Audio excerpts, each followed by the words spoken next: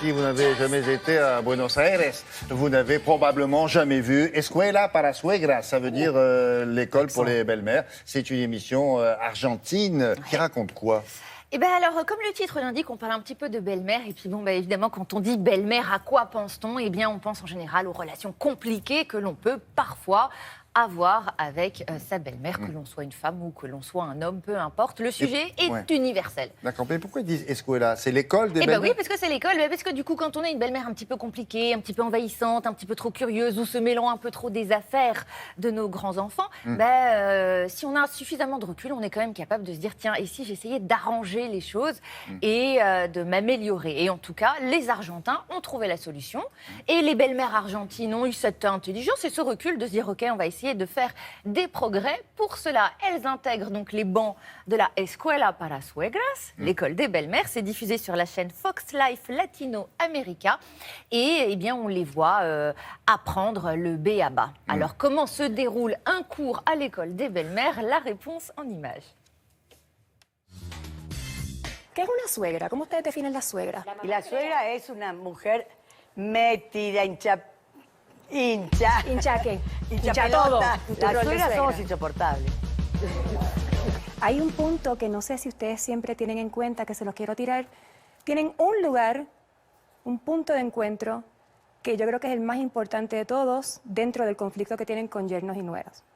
Y es que ambos aman profundamente a quienes sean sus hijos o sus hijas.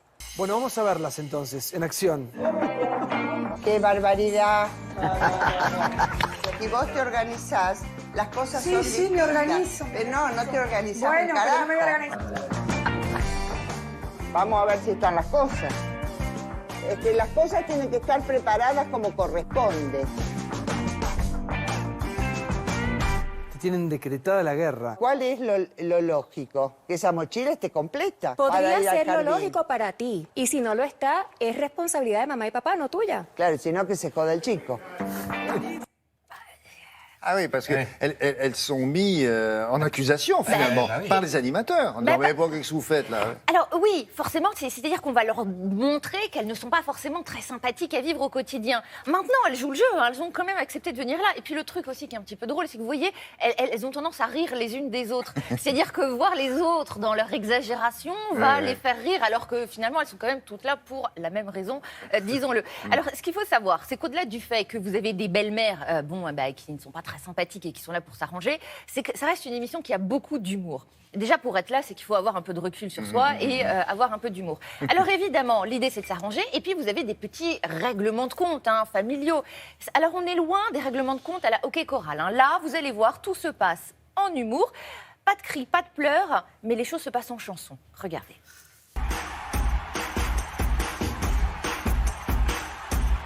Dolores versus Esteban.